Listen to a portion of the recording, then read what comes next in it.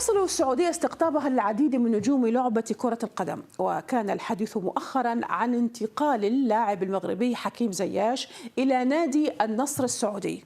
لكن يبدو أن هناك بعض التعقيدات التي قد تعرقل اكتمال الصفقة بحسب ما تداولته وسائل إعلام سعودية وغربية.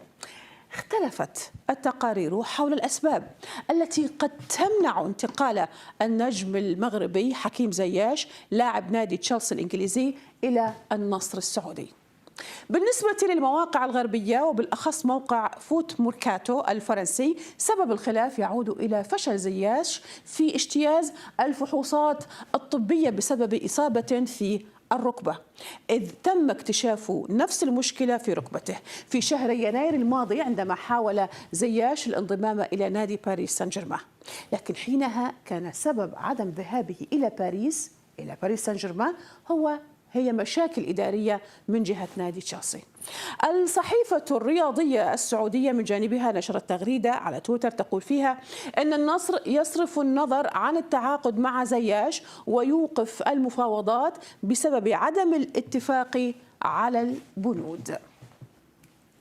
صفقة انتقال حكيم زياش إلى نادي النصر التي كان من المقرر أن تمتد إلى صيف 2026 تقدر ب 15 مليون يورو. كان سيدفع لزياش نحو 12 إلى 13 مليون يورو سنويا، وهذا بحسب المعلومات المسربة حول الصفقة.